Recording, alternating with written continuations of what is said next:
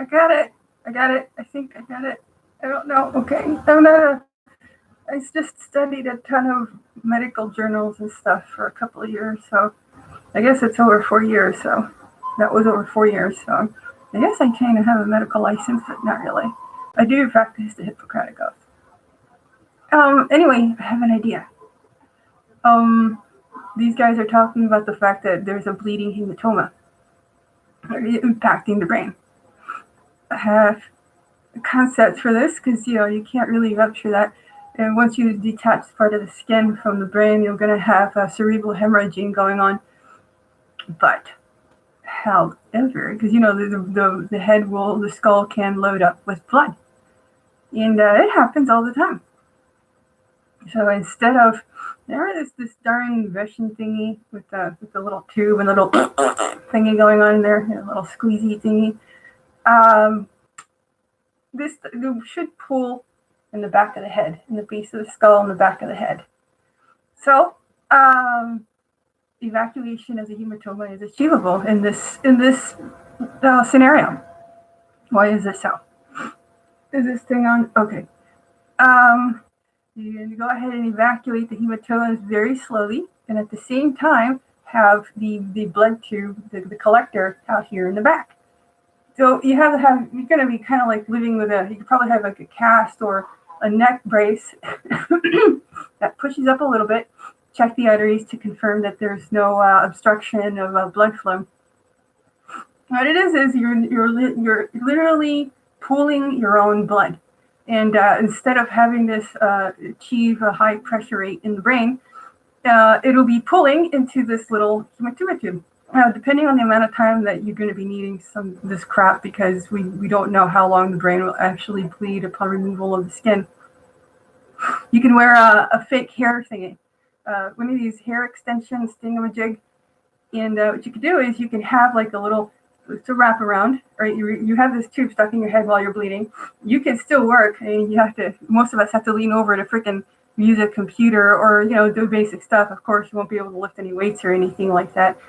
But if you can even have two of them just to be on the safe side here.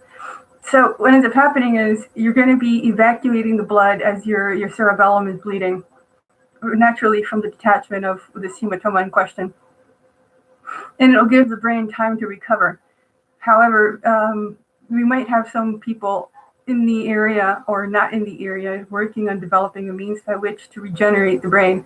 But I don't know how that is going to work as well, since it's not really your brain and you can't really regrow the brain from stem cells. And you don't want to replace your brain either. It's kind of stupid. So this is feasible. This can be achieved.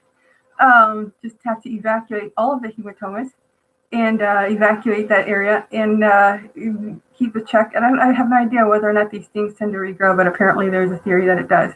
So you can evacuate this hematoma in question, make sure there's no actual toxic fluid in there. You can maybe do a rinse and spin. And unfortunately, you might have to actually, the actual skull cavity, you might have to actually puncture the cerebellum in which the hematoma existed. In order for it to if it starts to bleed, it could go ahead and bleed into the skull and into your tube in the back of your head. That might work, but remember, some of these people may actually have some seriously toxic chemistry going on here. But it should help tremendously, and unfortunately, there's nothing I can do about the ones here, unless, of course, you want to go ahead and run around with a freaking tube like stuck up in your thingy here, up in the inside of the gums. Of course, you can have that going on. It won't be sexy, but you'll be able to function and you'll be able to operate as a human being and still make an income instead of having to sit there like a jackass in the hospital for X amount of time. And maybe have a nurse or somebody come visit you to make sure everything's in check. And the mouth is one of the dirtiest parts of the human body. So check for brain infections and whatnot. I think that's it.